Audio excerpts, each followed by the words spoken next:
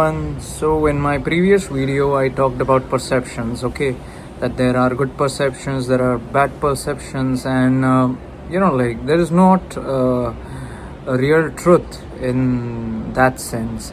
So for example, if I'm talking about this t-shirt, then I might say that this is a good t-shirt, okay, but for someone who doesn't like blue, or maybe for someone who doesn't really fit well in this t-shirt, they might think that this is not a great t-shirt.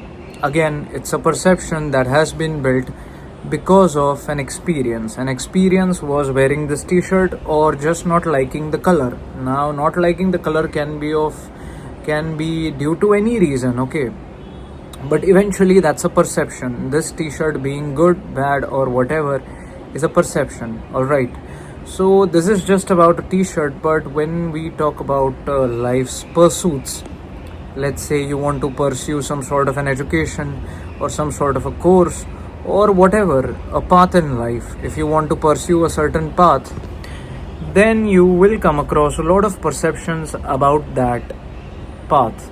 All right, the more you research, the more you will come across those kind of perceptions. Now what exactly those perceptions are is exactly what I talked in my previous video. I'm fumbling a lot, but anyway. So I also talked about good perceptions. Now what exactly is a good perception, and what does a perception have to do with being good? Because see, when I say a good perception, it is again a perception, because I am having a perception about a perception being good. I know it's too it's some sort of a wordplay that I did, but try to understand this. Now what exactly is a good perception? So when I say that, I literally mean any perception that helps you, any perception that pushes you forward in your life, any perception that helps you see life in a better way, in a way wherein you are not restricted, you are not limited, in a way where you are courageous enough to explore it, courageous enough to see it. That sort of a perception which makes you do that, which helps you do that, is what I call a good perception. Again, that was a wild word play, I know that, but eventually that's that, right? So let's say you want to pursue some course, or you want to pursue some education. Let's say you want to do a PhD in a certain topic, okay, and you do not really have big experience about that topic in the past, but it's a topic of your interest, and you have some decent nuance about that topic, and you are like, okay, I want to explore more, and I want to check how this topic is. And not just to check, but maybe you want to do research, you want to see research papers, you want to actually contribute to the field of research, to that topic, to that field.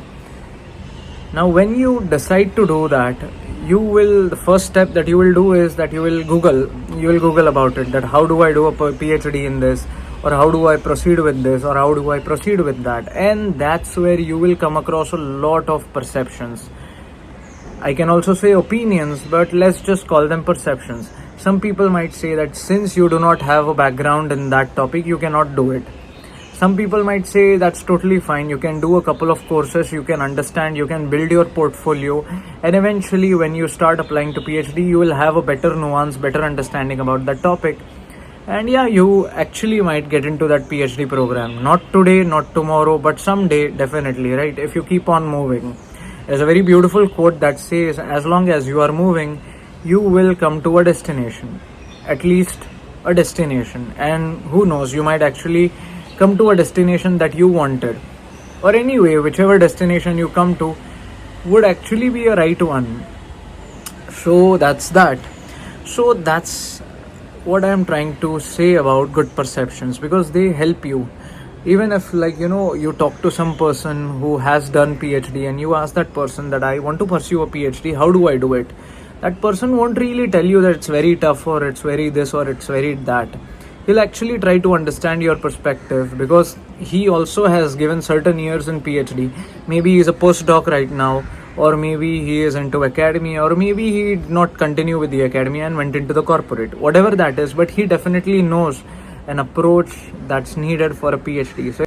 So So eventually you will actually get some good insights from that person. And when I say good insights, that's what I mean, a good perception, wherein the person will give you a good perspective about PhD in itself.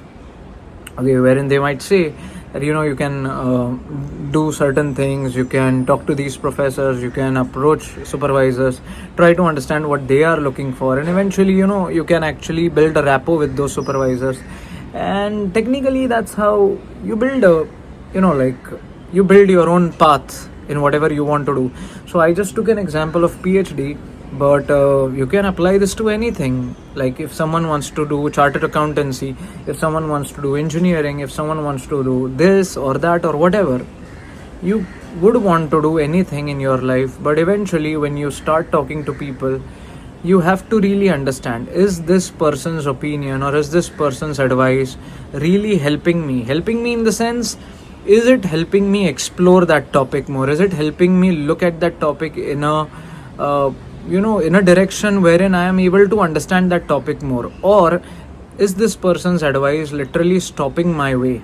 Like if a person says that it's very tough, you should not do it, that's where you will hesitate, right? Because eventually it is stopping your way or stopping your path. I don't know if that's really a right way of saying it, but anyway, I hope you get the like crux of what I'm trying to say.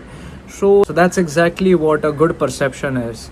It helps you move forward, it gives you a good perspective about whatever that you are like moving towards.